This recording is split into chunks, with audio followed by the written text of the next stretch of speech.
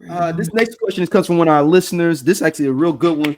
What R&B group needed a certain member for them to be successful? So this came from them sending me a high five, and it was like Tony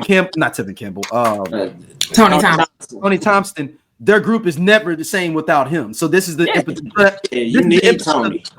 Like Tony is the group. Like you can't do high five without Tony. Correct. You need to dance, and I'm gonna sing. Right. There was another guy in the group that sang. I mean, he's the dark-skinned brother, kind of stocky brother. Yeah.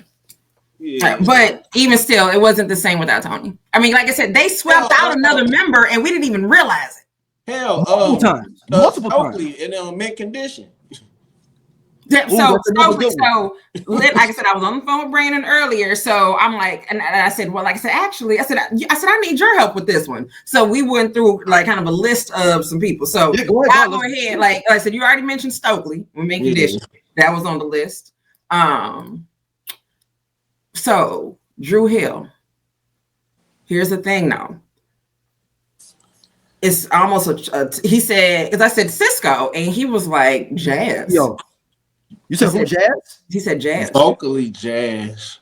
But I would say Nokio because of the production. He did all that early production on that stuff. You don't have their sound. It's still vocally though. So like I said, for me, I'm like, oh, they need Cisco. And he's like jazz. And then but Cisco has said that jazz was the better singer. He's there's he's said that plenty of times. So that's that. Hey, like so SWV Coco. Oh, I mean that's yeah. And TLC Left Eye. Ooh. You right. He said LaBelle. I screamed laughing. I said they couldn't live without Patty and LaBelle. I'm like, that is funny as shit.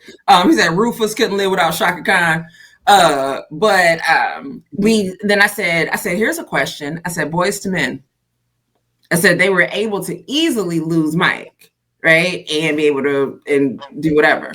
But I'm like, can you have Boyz II Men, the trio right now? Can you lose Wanya? Can you lose Shawn? Nope. You're gonna replace it with all his kids. All right, and then you can think like, what'd you say? You're gonna replace it with all his kids. Oh shit! But then that's some shit Otis would have done if he had kids like that, and for the Temptations, that's what Otis would have done. Like I said, you can't lose Wanya.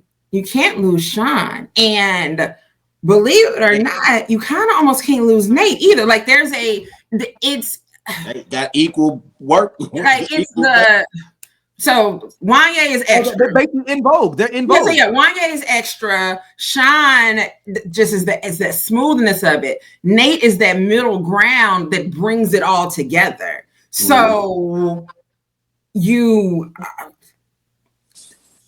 like again, you can't lose. You can't like again, and even with them singing lead on stuff, like I think Wanya and Shawn sing lead more than Nate does, but even still, you imagine doing just fine without Wanya. Yeah, I'll make love to you without Wanya. Yeah, like it's yeah. So I'm trying to think. I don't even remember. The deal with Babyface. Well, we know. Well, that was a hard one because they had. No, you're right. The Jackson 5 without Michael. That's Dino from H-Town. H-Town is not H-Town without Dino. And you know what? I actually saw them last. Well, the two of them, and I think that's a travesty, man. The twin, we need to talk to tries. The other twin, he be trying, man. It was never. I don't think it's just go get another lead singer just to be able to tour correctly. I mean, I know you don't want to replace your brother, but neither one of y'all are lead singers. And the dark skinned dude just be hitting them high notes. Yeah, like for instance, I'm gonna give a good example. Switch replaced Bobby DeBarge with a younger guy. I think he's maybe late 30s, early 40s, maybe 10 years ago, and they're touring and doing well. But he can carry the falsetto like Bobby DeBarge did, and they're not shitting on Bobby or anything like that. But it sounds better than them trying to get somebody else in the band to go and sing Bobby's parts. Just get somebody else that can sing Dino's parts. I know y'all don't want to split them checks, but what about Raphael Sadiq with Tony Thompson? I mean, they tour without him right now. I mean, I thought he got back. Well, yeah, you said that. No, that was a few nights only. That was that limited tour. That was like when he felt like it. When he felt like this. Right. And I was listening to an interview. Crazy thing you said, Raphael Sadiq. He said that he wants to do an instrumental album with them. He don't want to do a singer. He wants to be all instrumental. Like if they do another Tony album. And I'm like, oh, he don't like hanging with y'all. He want to come in and play the bass a little bit, do his part, and go home. Is he like the Andre 3000 of R&B? Essentially, most of the time, you just can't lose your lead singer. If you have a group where your lead really runs this, like without like your lead is always so like think of Immature, right? You can't have Immature without Marcus Houston. But New Edition did it. New Edition did it. Like New Edition without Ralph. New Edition, I think New Edition. I mean, Belle Biv DeVoe did fine. Yeah, but they went a different direction. But they also kind of like more hip hop. Right. So it worked because they didn't try to be New Edition Junior. Yeah. Like they embraced what was happening in the culture at that time and really one singer in the group. Like I'm like, yeah, New Edition would have never made Poison. Yeah. No. So like, yeah, so that's that. I'm thinking about like Escape. Tasha. So yeah, here's the thing. But Tasha's not on tour with them now, right? She usually ain't. It's always some shit. But like with that though, but you know, Candy and Tiny wrote. They did all the writing. They did most of the writing. Oh. No, like you. I mean, again, you don't really need Tasha for real. Like, I mean, she ain't been around. Like, but again, I love her voice. No, like I'm not gonna say that she doesn't have an amazing voice. I think that she has definitely one of the better voices in the group. Her and her sister, honestly. But it's I'm trying to think. Who else had groups? Shit. Jagged Edge. No. Get out the 112. No, 112 is one of those groups as well. They're almost similar to Boyz II Men, except for Darren, the producer dude, the one that never sing on nothing. Yeah, they all carry lead. All three of them carry leads. I know Slim is maybe the most known, but if you look back, all three of them cats was carrying leads. Slim, Q, I forgot the other brother's name. Mike, I think it's Mike. Them three was carrying leads equally. So I think that's one of those as well. That's why 112 ain't doing well as much now, period, because Q not with them. Yeah, and it's only Slim and Mike. I don't even think Darren is with them either. It ain't 112, it's 2 and 2. 2 and 2, right? They got two background singers. Background dancers, right? And it's like, so En Vogue didn't have to like I said, Don left and things just were never the same. But I think it just was a chemistry thing. Yep. I think that's what that is, because without Dawn, you still have three powerful singers, 100%, amazing, powerful singers that can absolutely do lead, not an issue. I think Dawn leaving, I think it just affected the chemistry of it all. They weren't able to regroup the way the Boyz II Men was able to. Boyz II Men was able to lose a member and realize, okay, and be like, okay, we're going to have to rearrange a lot of shit. And all but also, Boyz II Men had time though. En Vogue, that was early, and En Vogue only had 2 albums when that happened to them. Boyz II Men had 4 albums before that happened, where they did that. They at least had time to get a fan base fully embracing them totally. En Vogue only had 2 albums.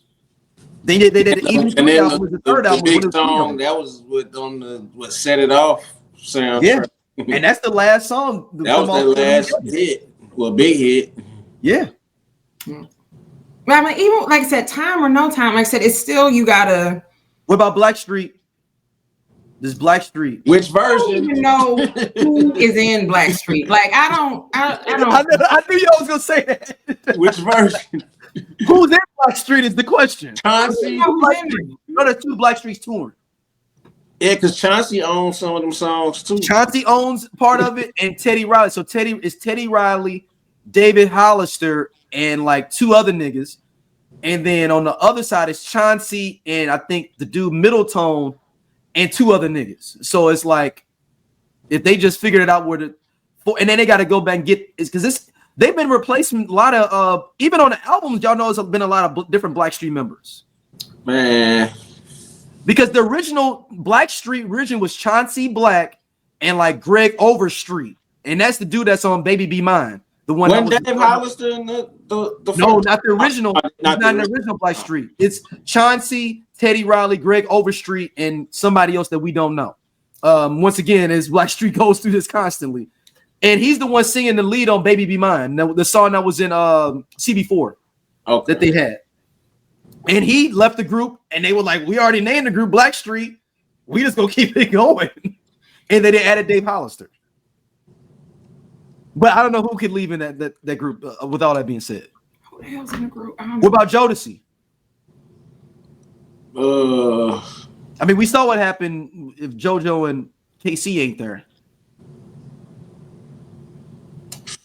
The fucked up thing is that I feel like Dalvin and Devontae could have just found another lead singer and moved forward. You think so?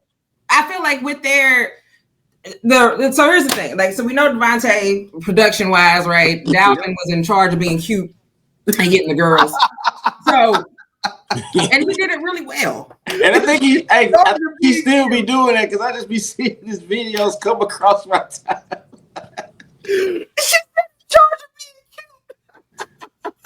Know your role and do it well. Okay. And he probably a good organizer too. He's probably like a good organizer. He probably does a lot of behind the scenes stuff. Do it well. So again, so for like I said, if Devontae was doing like production, all that other stuff, right? Like, and find somebody to sing it.